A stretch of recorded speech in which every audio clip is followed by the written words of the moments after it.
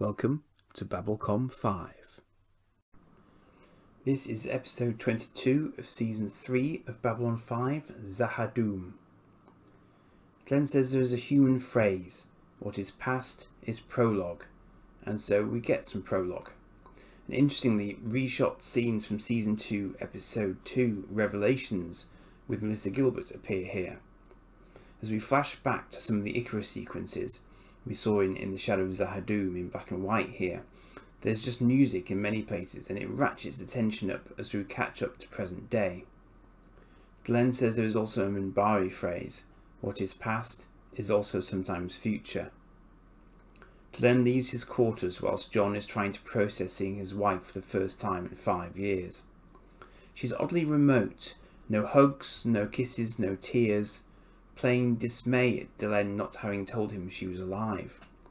He draws back when she tries to touch him, and she accepts he will want to test her to verify her identity. She seems to be suggesting she wasn't able to reach out to him until now, and finally she says she can explain what it's all about, if he comes with her to Zahadum.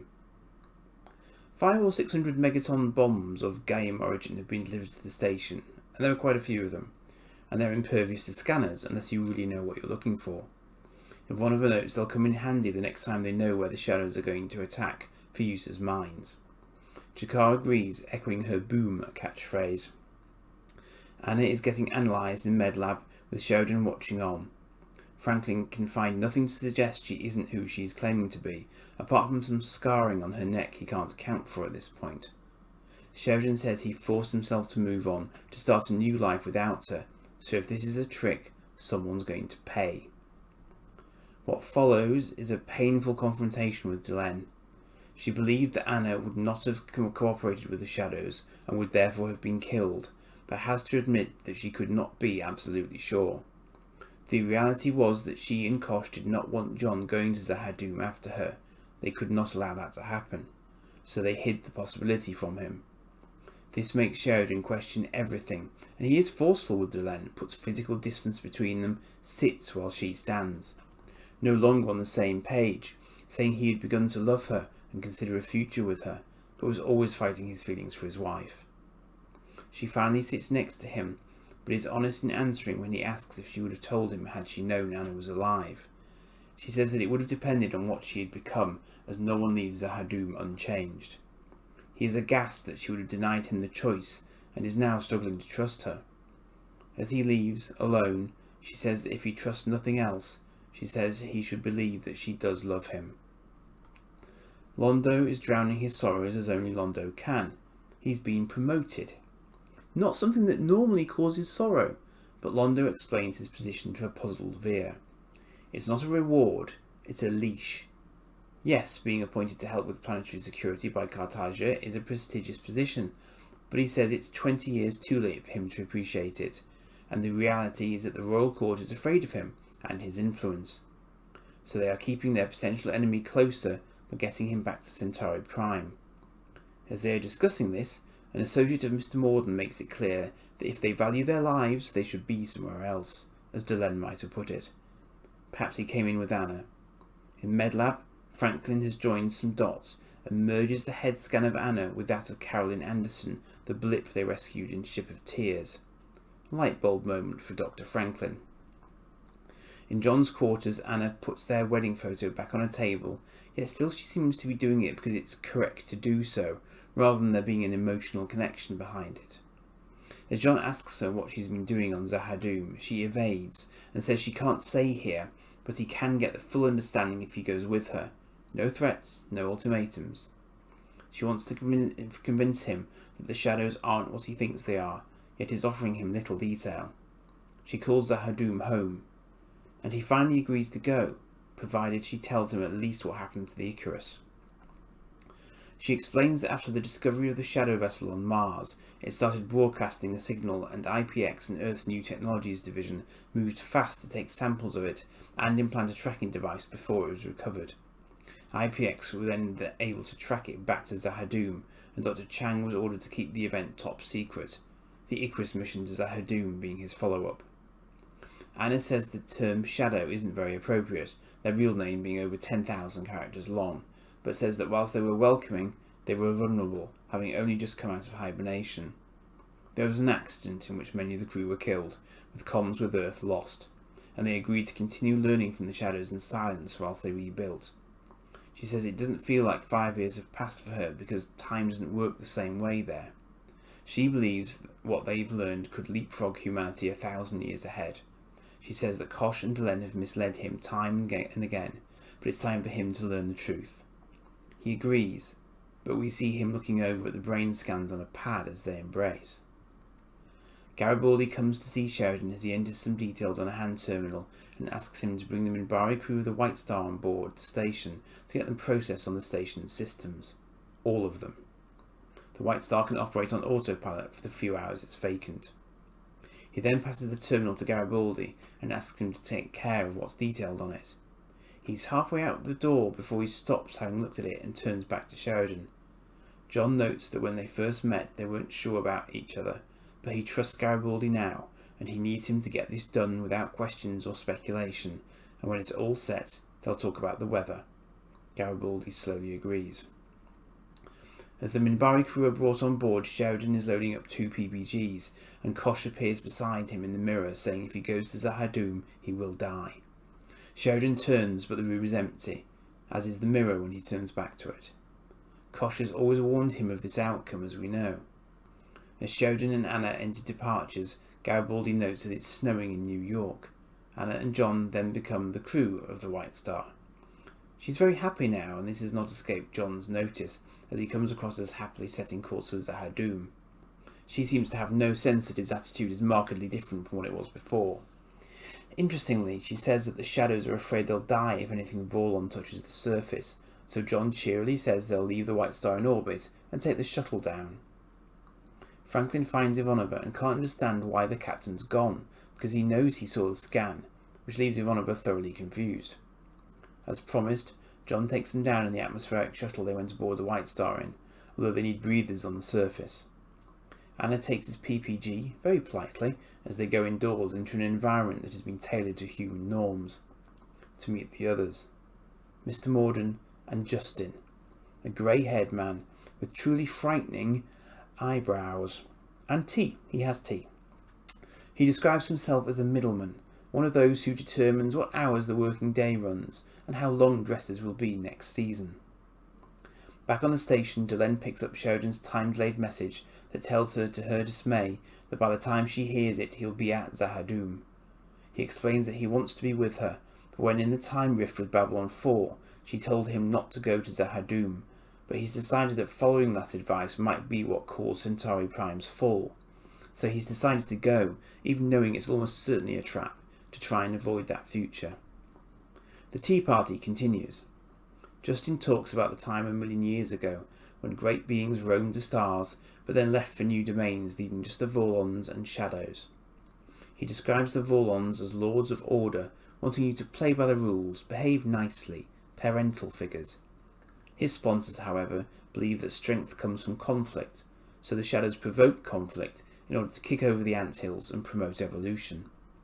Justin agrees with Sheridan that sometimes entire races are lost as a result, but adopts an end justifies the means philosophy. On the station, Corwin picks up a disturbance, and to Ivanova's dismay, they rapidly find themselves surrounded by shadow capital ships. Star Furies scramble, but the ships do not engage. Morden continues in the tea room, citing mankind's growth towards the stars over 6,000 years of conflict on Earth. Anna says it was supposed to be a level playing field, but the Vorlons felt their way was better, so they recruited others like the Minbari and interfered with the development of younger races so they'd be seen favourably. Even created telepaths on Earth 100 years ago as cannon fodder for the next war, where none previously existed, a plan the Shadows looked to subvert through their alliance with the Psy-Corps. Justin says the only problem now is Sheridan. Garibaldi also launches out to join the other Furies, but the Shadow ships continue to hold, with comms to Dral blocked. Ivanova wonders if their inaction has something to do with Sheridan. Anna notes that by getting alien races to cooperate against the Shadows rather than fighting each other, Sheridan is basically stopping the conflicts the Shadows were seeking to provoke, so either he plays ball or they take away his support structure. Morden says this has happened before, The younger race is being rallied, but as admirable as it is, they can't tolerate it. They also know better than to martyr him. He'd just be replaced. At this point he reveals that he knows what they did to Anna, had her plugged into a shadow vessel. Morden looks visibly shocked and looks to Justin, who is also caught off guard. The intelligence they got from the implanted telepaths they rescued allowed them to deduce Anna had also been implanted, and Sheridan says that whilst the DNA, the voice, the memories might be there, the Anna in front of him is no longer his wife. Justin says she chose poorly when they were taken, that Shadows needed new CPUs for their ships, and that once you've been inside one for a while, you're never the same. But you do as you're told. And with that, a Shadow approaches Sheridan, who pulls out his ankle-holstered PPG and starts firing.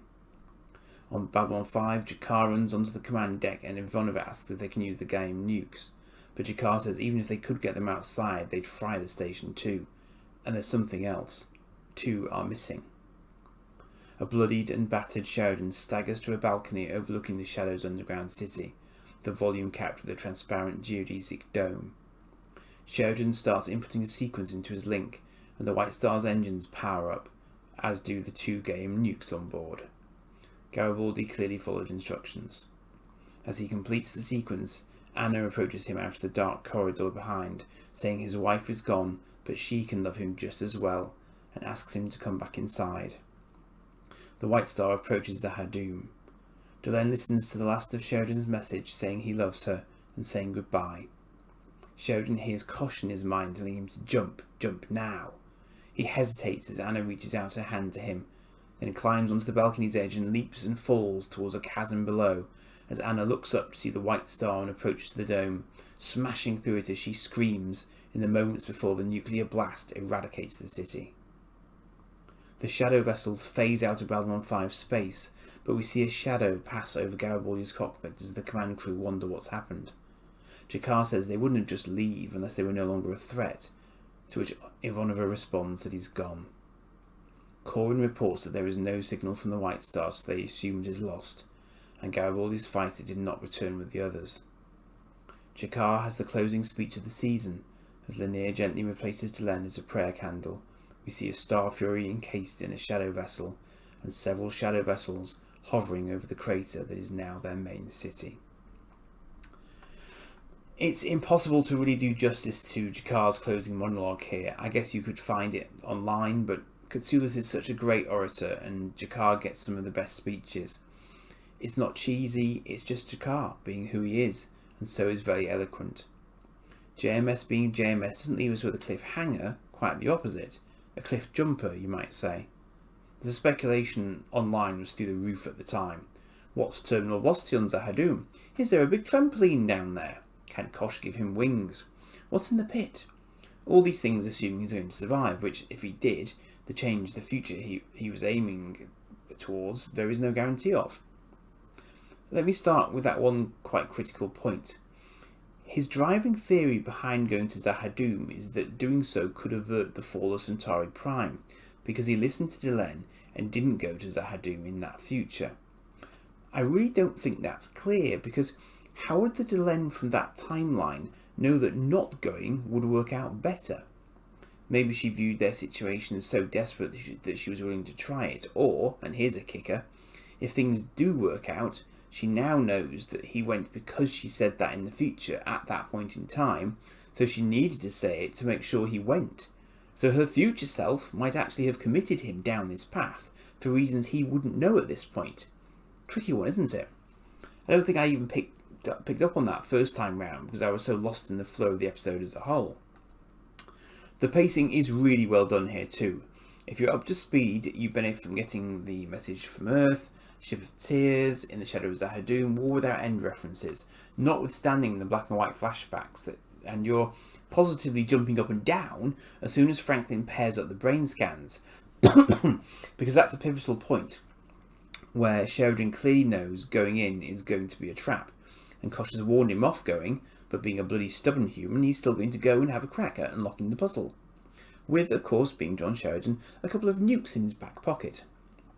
And he's right. It's a big leap of faith for him to trust Garibaldi to get that side of it quietly set up, without letting anyone else know, because he knows damn well that everyone would try and stop him going through with it. Yet that's his call, as it was with Messages from Earth, putting himself on the line.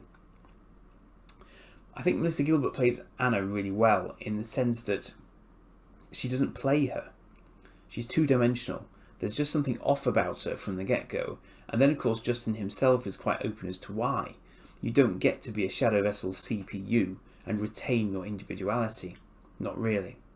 And once he's over his shock, Sheridan knows what's going on. He just needs Franklin to give him something that can allow him to wall off his raw emotion and allow him to get the job done without her being there stopping him.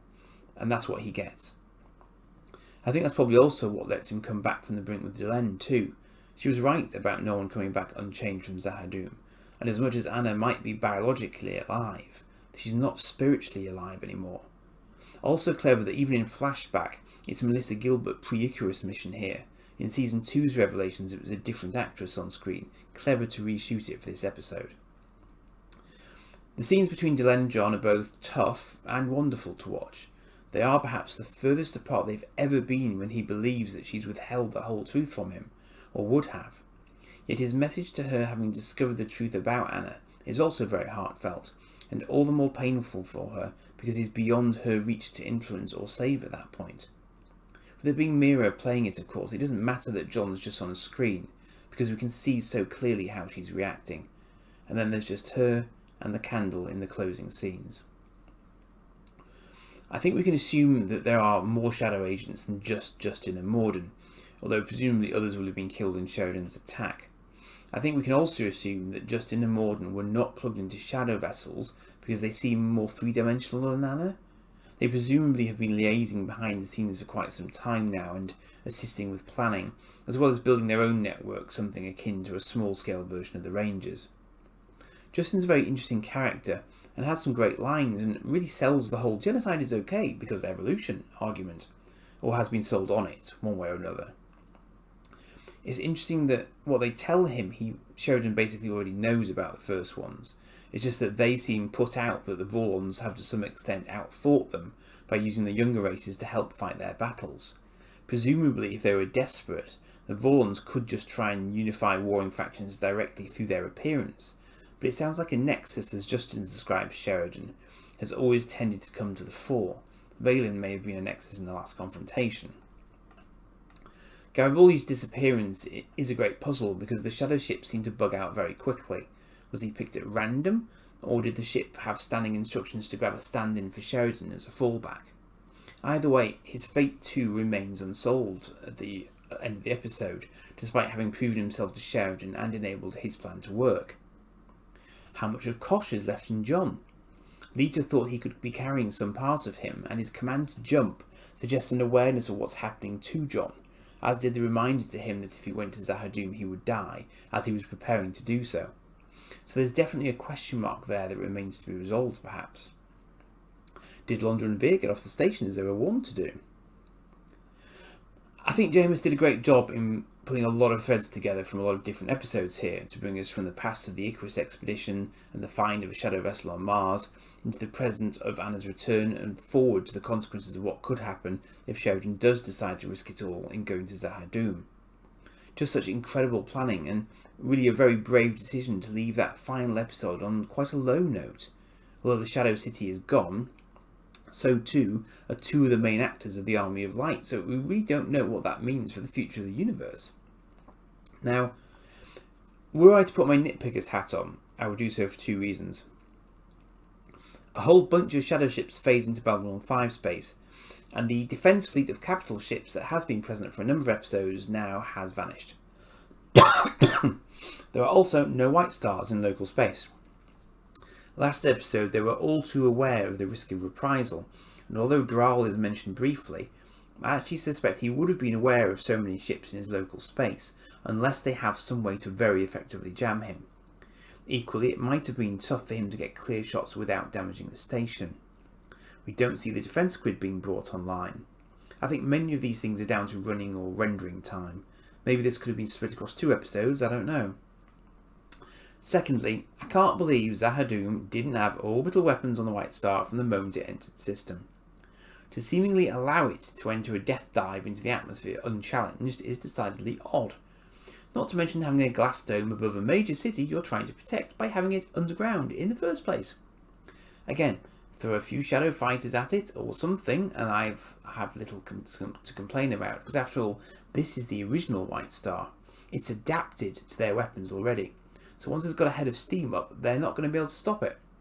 I think you can absolutely get away with it because space is big and the nukes were noted to be hard to detect. But leaving a reasonably sized fusion-powered starship in orbit unescorted over your homeworld at a time of war does seem a touch overconfident. And I did mention it had safe passage, however, so maybe they were just that confident that she'd read Sheridan right.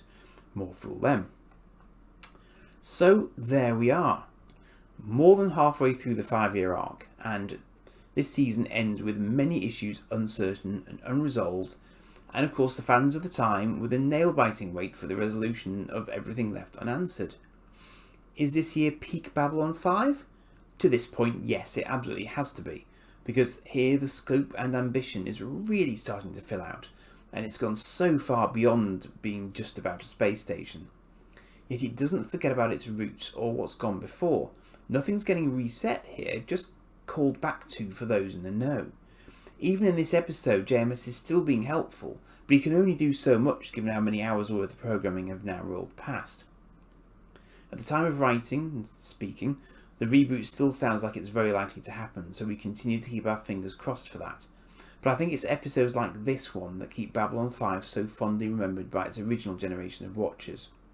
Whether it's in terms of storyline or prosthetics or CGI, it was just so unique for its time that, as I said to someone earlier tonight, it's a timeless show.